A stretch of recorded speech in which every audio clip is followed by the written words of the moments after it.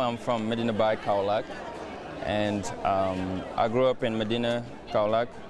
I went to school in Valdiodio till I had my BFM, and then I came to here, where we are today, Blaise Diagne High School, until I had my baccalaureate, and then I went to the United States, and now I'm back here home to visit. The way I present myself is very simple. It's just a young Senegalese American now also, because I have both nationalities, who was born in Kaolack, who somehow had some dreams. I remember when I was in 7th grade, my professor talked about Kofi Annan. Kofi Annan at the time was the General Secretary of the United Nations. And during that class in Valdiodio, I was very inspired to see a young man from Ghana to go to the United States, did his school, follow his education, and then from there, you know, working all the way to work his way up to becoming the General Secretary of the United Nations. Well, I decided to do it here in Blaise Diagne because it's very symbolic for me, because it started from here. After Kaolack, it was here. This is the school that formed me, that gave me an opportunity to look beyond the frontiers, to look beyond what was normal, and to look on the impossible, what everybody was saying it was impossible.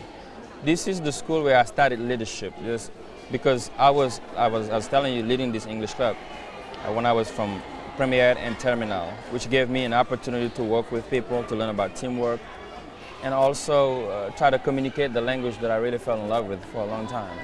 Even though when I went to the US, the English that I had here, when I got there, it seemed like they were speaking Chinese to me, you know what I mean? And when I was here, I really thought everything was good till I got there, but it really formed me. So it's symbolic to me. Every time I'm in Senegal, I come here to share my experience with the kids, the young people here, to inspire them, help inspire them the same way, hopefully, that Kofi Annan did to me.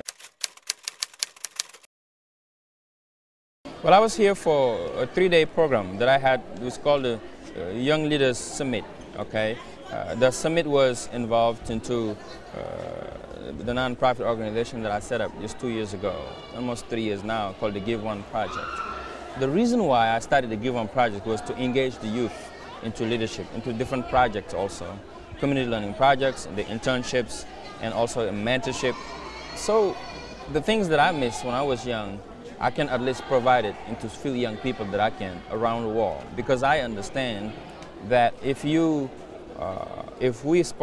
help the young people, if we give them the tools that we need, we can create a better world and yet create another Senegal also. And all over the world, I say the same thing. President Obama has inspired me a lot, you know, as it inspires, as you know, many, many young people across the world.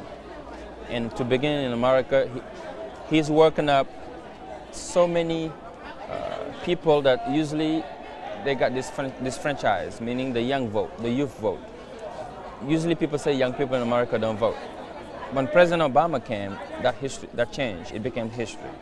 Why? It's because he's brought a kind of politics that we all were waiting for so long.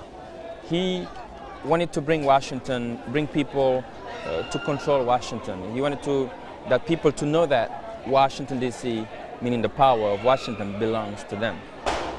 And in that sense, I was inspired by his message. I met the president back in 2006. And then in 2007 again, then when he announced, I was very seduced by his message of hope that he sent out. And I joined his team. I was hired by the president's team. I was a community organizer, and I traveled the country and worked for him as a community organizer. I've organized those 2 years. When we won the elections, we fought again next to him to make sure that those policies, those talks that we did during the campaign, those promises, we keep those promises. And if you look at his record, since he's been president for 2 years, you will see how much he's done. And there's so much more to be done. And every single day, he was making the lives of American people better in the world. That's what inspired me to President Obama. He inspired me to give more. He inspired me to serve. And he inspired me to look beyond myself and beyond my own success to give more to the world, because that's my comfort zone. Okay, we see that you are pretty much involved in American politics and American life. Yes. Do you feel more American than Senegalese today, Thione Niang? You know, it's like the same thing they asked me in France. It's difficult to answer. It's like the journalist asked me in France, do you feel more Senegalese or more American?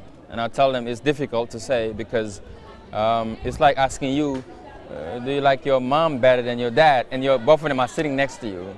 What are you going to say? So that's the same idea you're looking at. That's what I'm going to do. I mean, I was born and raised in this country. Senegal gave me a foundation, and America made me what I am today. So they both my parents, and I love them both equally. Well, thank you. Thanks a lot for being our guest on EMAG. Thank you for having me. I appreciate you. Thank you.